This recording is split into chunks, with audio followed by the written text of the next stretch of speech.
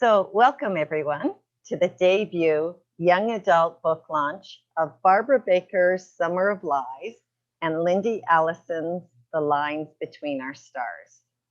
We'll also share a little bit about our journeys to traditional and self-publication.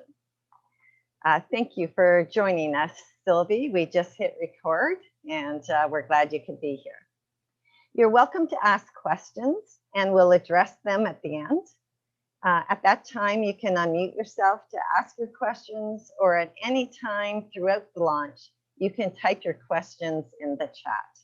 Feel free to address your questions to one person in particular. We're going to start with Barb tonight. Barbara Baker grew up in Banff, Alberta.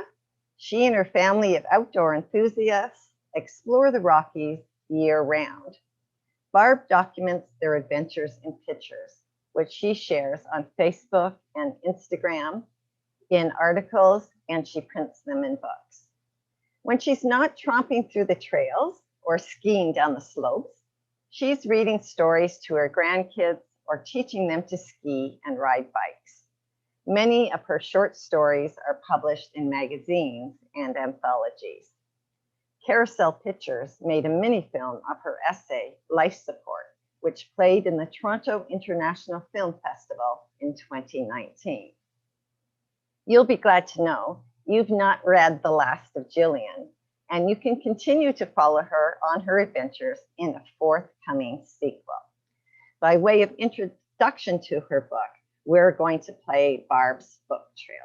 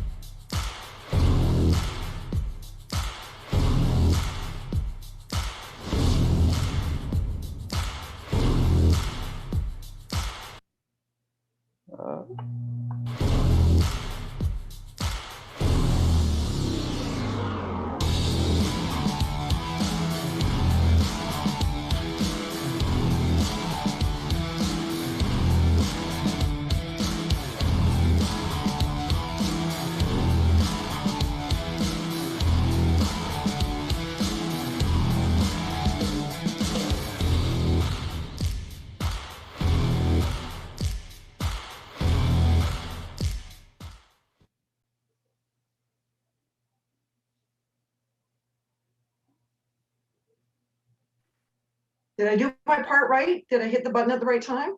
Yes, perfect. I'm just rejoining you here for a sec. My screen went away. Sorry, I was queuing up for the next part and I paused that. My apologies. Okay, so now Barb is here to tell you a little bit about traditional publishing. Thank you very much, Lyndi. Here we go. Did you ever think we would get to this step? Oh my gosh. I know there were days that I certainly didn't think it would happen. Thanks for the great intro. Thanks, guys, for showing up tonight. I'm going to start with how I got my book ready for traditional publishing. You do yourself a huge disservice if you send it out to agents and publishers and it is not in the very best shape you can possibly have it in. In 2015, I wrote the end on my story and I sent it out to a professional editor. And when she called weeks later, she started off telling me I had great sensory details and snappy dialogue, and my setting was amazing, which is great. I was glad I did Banff justice. And then she paused and she said, "Do you have any questions?" And I thought, well, of course not. I'm a rock star. Look at me go. And she said, "Your book lacks one thing." And I thought, well, how big a deal can fixing one thing be? She said, "Your book lacks conflict. Your book lacks a lot of conflict." And I was like, oh, how did that happen? So she went on to tell me something that I have used every time I sit down to write. She said, Canadian authors tend to be too kind to their characters. They need to put pressure on them. They need to make their agendas tough, and they need to make the choices that they have to make even tougher. And I was feeling really deflated. But we talked for quite a while, and she told me a lot of stuff I could do to work the conflict in. She gave me comparison novels to read. She told me to Google stuff, and I'm just like, oh, great, okay, sure. So that night, our first grandchild was born. So I put her notes aside, and I spent a couple weeks getting into grandma mode. And then when I sat down and I looked at her notes again, I thought, oh, okay, I can do this. I Googled conflict to death. You have no idea what a whole Google can be when you really throw yourself in there. And I worked on it for probably another year. And then I felt it was ready this time. So I sent it out to a different professional editor. And when he called, he said, your story starts on page 120. And I went, what are you talking about? It's only 225 pages long. And he said, yep, I realized that. And we talked for a really long time. He gave me a lot of ideas and suggestions, and again, sent me to Google. And he also said that he would send my manuscript back in the mail. And when I got it, it was this thick, and it had stickies and notes and arrows, and there was even some pages that were completely his handwriting. And I was just like, I'm not doing this. I put elastic bands around it, I shoved it under my desk, and I moved on to other writing stuff. And then in 2017, I noticed an advertisement for a When Words Collide conference that takes place in Calgary, and had been taking place in Calgary, and I didn't know about it. And I looked at their agenda and I thought, wow, they got everything. How to start your book, how to do dialogue, how to create conflict, a bit late for me now.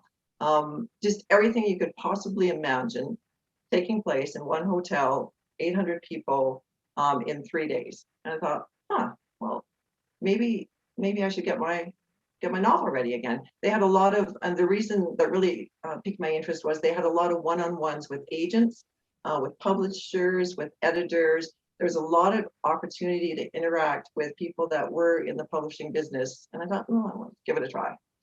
So my beautiful online writing critique group, I started hounding them and putting chapters out there and telling them, be critical, be so hard on this. I really want to get it ready for this conference. And so I did a couple pitch sessions, which were terrifying. A lot of good conversations with agents and publishers. There are so many people at this conference that are trying really hard to help writers succeed. And I came out of there and I was just enthused. Yeah, I didn't get any bites for my book, but I was so enthused about all the information that I'd learned. One of the things that I did learn there that I didn't know about was that editors were doing first chapters free critiques. And the reason they were doing that was because they felt if their critique wasn't what the author was looking for, and the author didn't care for their types of critiques, there was no point wasting each other's times. Then you'd only invested one chapter into it, and you could either decide to go with them or to not go with them. I found that was really interesting. I also nailed a query. One of the agents helped me work on a query, and I nailed down the query. I nailed down my first chapter.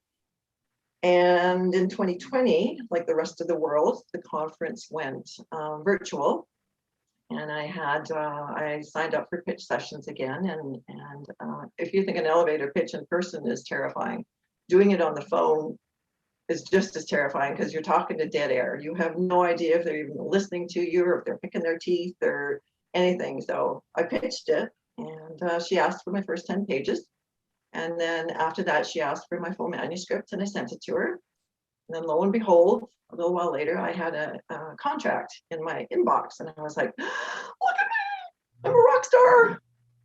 But I didn't want to look too eager. So I put some feelers out to ask people, like, have you heard of this company? And I, of course, Googled them to death, and I couldn't find, I found them on the internet, but I couldn't find anything bad about them. And I actually had some response back from my writer friends that said they actually knew of other authors that have been published by them. And I thought, okay, deal. Traditionally published, here we go. BWL Publishing took my story, and they're a small Canadian publishing company. And in the contract, it did say that I had to do a bit of the marketing, but it was COVID. So like nothing was open. And I just ignored that detail. And they got my story, Summer of Lies, out into the world electronically. They got it into Amazon and the bookstores and Kindle and Kobo. They got it on some, I think it was Valentine's sales. They got it into a bunch of sales during then. And the rest of the actual walking around, getting it into bookstores was kind of on my shoulders. I have gotten it into some stores in the Banff Canmore area. I've gotten it into the public libraries. I made a super contact with a high school librarian who was also a hiker, which is a big part of my story. And she has been distributing it to so many high schools in the area, which is great because that the YA group is my target group, even though a lot of adults have read it. So hopefully once tourism picks up again, I can get back out to Banff and get it into more stores, find out which stores have survived, and do some more of that. I'm also trying to learn Google Ads and some other technology to get more advertisement on the Amazon page for my book. But self-promoting is really tough. I don't like it. And I also have no idea how my book is doing. We get our report in the middle of May. I have had a note from the publisher saying that they felt it was doing good, but what good looks like, I have no idea at all. So yeah, that was my story. The reason I went traditional publishing was I wanted validation for my story, and I did not want to have to learn any of the technology needed to get it out into the world by myself, because I'm kind of an IT. Yeah, I'm not really good at it. Anywho, Lyndi, from Ontario to Panama, living the dream. She tells me that there's never snow in her forecast. I went for a bike ride today, and on Sunday we're probably going to be shoveling again. So she's soaking up the sun. Retired high school teacher. She hosts writing workshops, writing retreats. She mentors writers in person and online. In her youth, she was a kids camp counselor, and she noticed that a lot of kids that had suffered a major loss in their life had a really hard time figuring out how to deal with their emotions, their feelings, and how to react. And that inspired her to write her Summer of Triangle trilogy. And she's going to share with us her self-publishing journey. Did I embarrass you, Lyndi? Are you okay? Yes, I'm fine. I'm just going to introduce the book with the book trailer, and then I'll share my journey to self-publishing.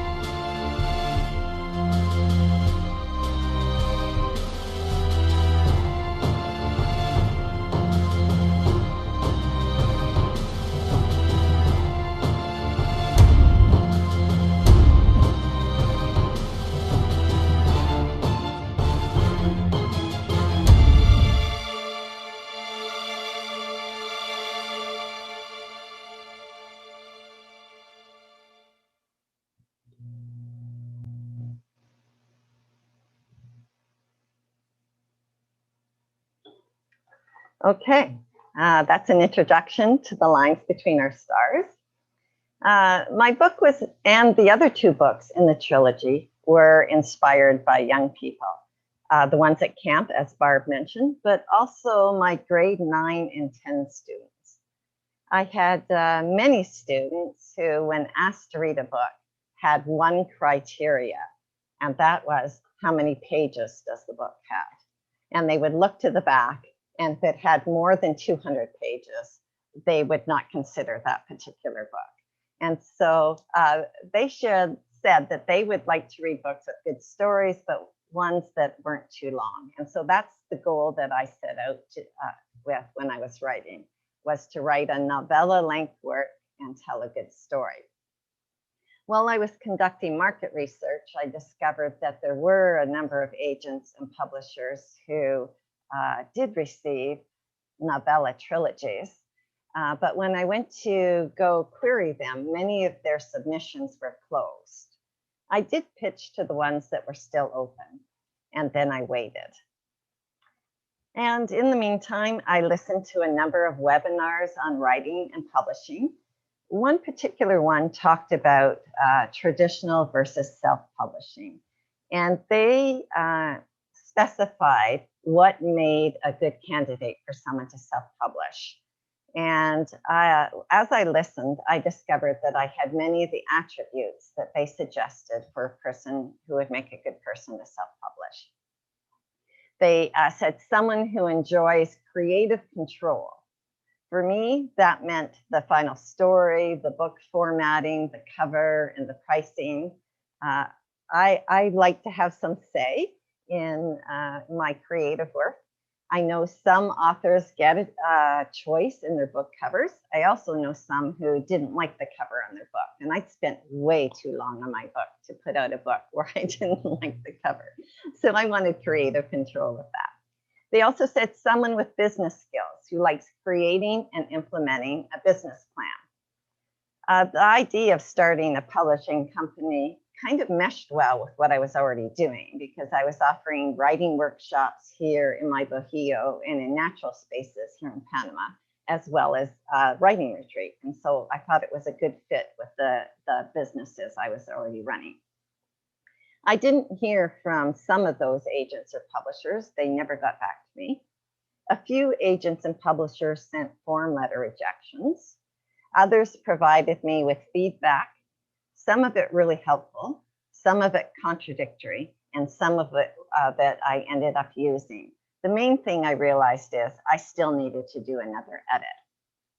But when they were saying things like, you need to add more world building to ground the reader. And then someone else was saying, you have too much world building, you're slowing down the pace. You need to change your point of view to third person. Keep your first person point of view, but change it to past tense. And so, if they had all been saying the same thing, I would have known exactly what it needed, and I possibly could have gone and made those changes. I did receive suggestions to make and an invitation to resubmit to a publisher, and a second publisher invited me to submit my manuscript once I completed all 3 books, if I made them into one book. So feeling a little confused at this point, after years of trying to write my story, I guess I thought that I should have accomplished it by then. But during this time, I also interviewed Jonas Saul, and he's the author of the Sarah Roberts thriller series. He's written over 30 books, and he has a wide audience. He shared his experience of querying and receiving rejections for 10 years before he went on to self-publishing success. And his journey inspired me. I guess at my age, I didn't want to wait 10 years. And like Barb received as advice, he suggested I find some editors and send out my first chapter and get some test edits. And I did that, and I believe I found a good fit. Also at this time, I interviewed an author I met on a Facebook group called Canada Writes. Her name is Ray Knightley, that's her pen name. And she was having success with her self-published The Alien Skills series. Now that's a series of 6 middle grade books, science fiction as well, which mine is. So I contacted her and I interviewed her for my blog, and she shared her experience. 2 things she suggested: if I was going to self-publish, make sure I have a good editor, and also make sure I have a good book designer, and don't be afraid to pay for those. And that's what I did. You can read both of those interviews on my blog if you wish to later. Barb and I will post contact info in case you have additional questions after today. But these 2 authors, they gave me the confidence to take creative control of my project. I hired Christy Watson to edit my book. I hired my book designer. I made a plan and worked it step by step. And I learned a lot in the process. Now I'm learning how to reach my audience. I used to be with my audience hundreds of people in my audience when I was teaching and when I was volunteering. That's no longer the case. Fortunately, I'm still connected to some teachers. And I want to provide some value to them by offering a place where they can go to for writing tips, because my passion is not just encouraging writers, but particularly young writers. And then I'm also learning how to market my book. So at this point, I'm not seeing any questions in the chat. So if you have questions, you can either unmute yourself and ask your question. You can direct it to either Barb or myself, or we can both jump in. Or if you're uncomfortable doing that, you can type your question in the chat.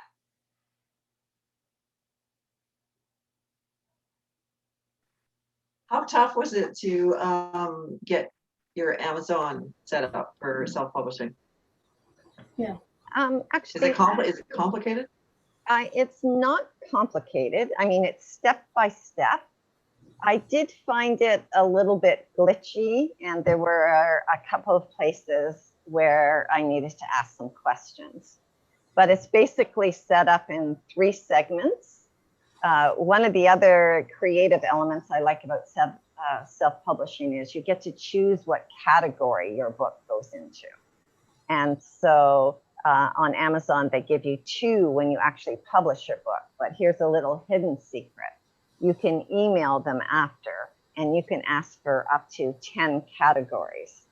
And, you know, part of marketing is ensuring you get hits on Amazon. And so what that does is you can select subcategories. So my book, when it first came out, received like a hot new release in Canada and a hot release in the United States. And it wasn't because I was selling like gazillions of books. I was selling some, but it was because of the categories I selected. I was in the subcategories, and there are fewer books in the categories. And so it's easier to rise to a #1 spot. And it also helps with your future hit results. The other great thing is, you know, I had some major computer issues right before I went to publish, and I had put drafts up on my page, and I wasn't sure my final manuscript even got to the publisher. And someone got an early copy of the ebook, shared with me some mistakes in the table of contents. So I was able to re-upload that. So if you make a mistake, you can fix that. Obviously, if it was in the book, it wasn't in the print book, but if it was, you can't fix the ones that have gone out, but for the future ones. And I also can check my daily reports for how many books I've sold. So I can see how many ebooks, how many paperbacks, and also I can see if people have my book on Kindle Unlimited. The author gets paid as the person reads them. So I get a daily count of how many words have been read on Kindle Unlimited. So you kind of have a sense of how your book is doing as you go along. So I wouldn't say it was difficult. I did have to learn some things, and I did find it a little bit glitchy, but now that it's up, I'm really happy with my choice so far. The other thing with Kindle, if you decide to go with them, they offer you the opportunity to use their ISBN. And I suggest that you don't. I suggest that you get your own ISBN, because otherwise you can only sell your book on Amazon. If you have your own ISBN, you can sell it through other outlets. And in Canada, you can get your ISBN for free. In the United States, I have many American writers here. They have to buy their ISBN. So, you know, that's my suggestion. And so those are some of the things that are kind of nice to know ahead of time. The other thing is you can order a proof copy. So I ordered a proof copy of my book, and I had followed the layout that someone had suggested on YouTube. I had learned from them. And I didn't like the way it came out with some of the spacing. So the proof copy helped me to see, like, there were blank pages on the back of where the ends of the chapter were. So I had like 20 of those because of where my chapters ended. So I ended up taking those out. My book was 20 pages shorter. Now more teens will pick it up because they think it's a shorter read. And, so that was really, really helpful too. And I found this random sentence in my proof copy that made no sense to the paragraph, that I have no idea how it got into the manuscript or past 3 proofreaders. But there it was, and it was just a really short sentence, and so I could pull that out, and not that there aren't mistakes, and not ones I can still correct. If there are mistakes now, it's not the proofreader's fault, it's my fault, because I couldn't keep my hands off the manuscript. I just, that controlling creative control part didn't, just kept going back in there and changing things and thinking, oh, that sentence could be better. And finally, it was released and I let it go.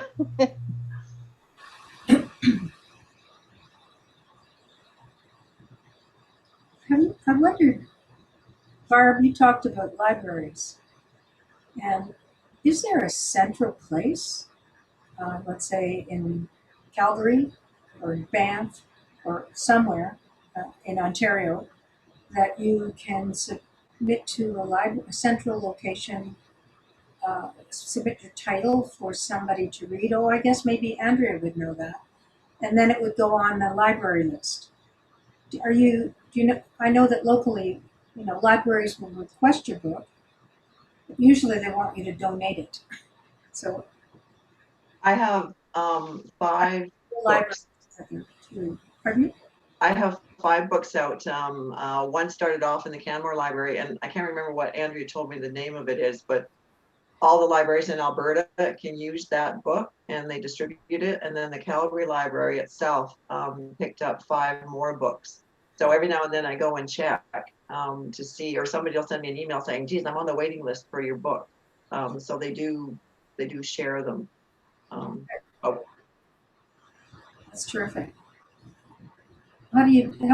You're down in Panama. Are there ways that you're reaching an audience up here, Lyndi? Sorry for a second question. Yeah. I mean, that's challenging. I'm fortunate that the international school here, they've asked me to speak there, and so I've had a chance to introduce my book there. And I have some connections to teachers, so certainly, I can maybe put in some appearance in their classrooms as well. I used to work for the Clarington Public Library, so I haven't checked in with my connections there. I've drafted a letter to the Clarington Public Library about my book to see if they're interested, but I'm tentative. I haven't sent it yet.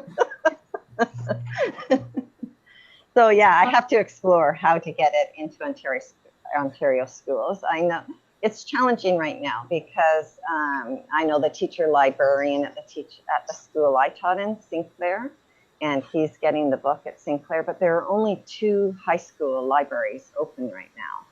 And so, there aren't students even going into the libraries. And I know a teacher from the Catholic School Board who has placed 6 books in their libraries. And she said, whenever they open, someone will get a chance to read them. So I have some more exploring to do. Just, the release came out 2 weeks ago, and I definitely have more work to do on the marketing sharing. We do have a question in the chat from Sylvie. She said, you both have more books in your series. What are the timelines for the following books?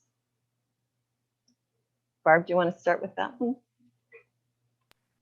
I'm hoping to have book 2 done by the end of this year, and then get it off to an editor in the beginning of next year, and we'll see where it goes from there. I have book 2. It's called The Bridges Between Us. You may have seen the book cover in the back of the book. It's at an editor now. When I receive feedback from her, I'm just going to check how much work it needs, and then I'm going to determine the timeline, but I certainly hope to have it out by the fall at the latest. Book 3 is also in the works. It's really in draft format, but I'm happy with the storyline. But sometimes I ask questions in my book that are hard to answer, and so it's taking me a while to to wrestle through the answers to those questions, or not answering those questions, right? Just poking around and hoping that they'll prompt discussions. So.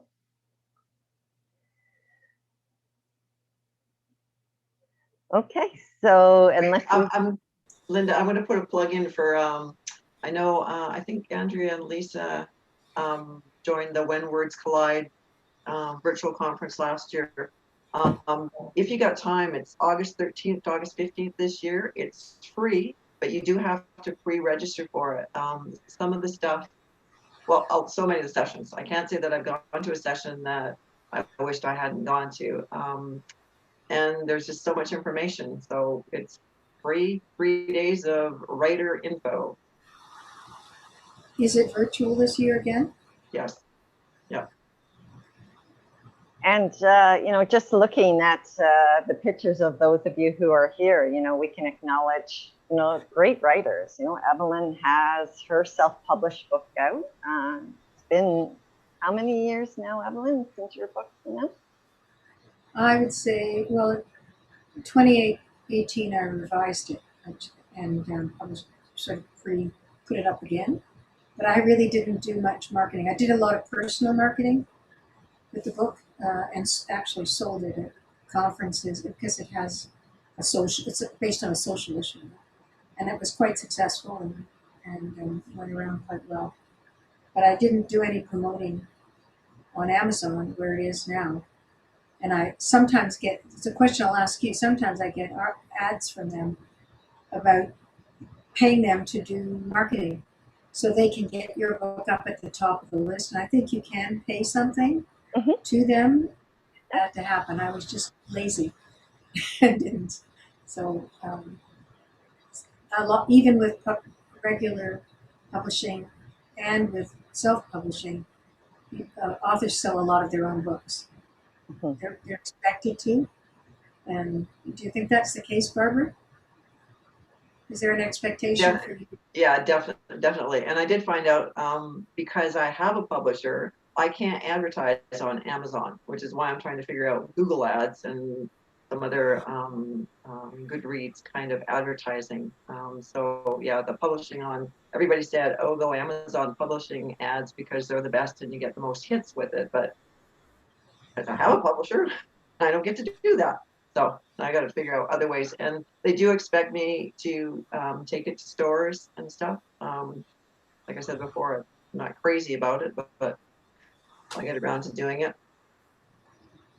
And Sylvie has several books out in her Cross-Up series. I'm not sure how many. Do you want to hold up your fingers? How many are in the Cross-Up series, Sylvie? Oh, you're joining us. There are three. Three, yeah. And another book in process, right?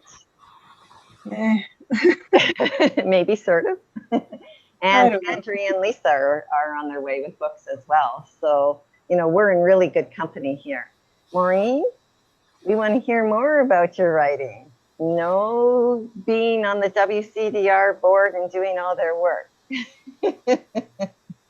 Anyways, delighted that you all could join us. Even my brother and sister-in-law popped in, so it's always nice to have family support you, so I appreciate you. I'm going to stop recording and just thank you very much for all being here. We appreciate you.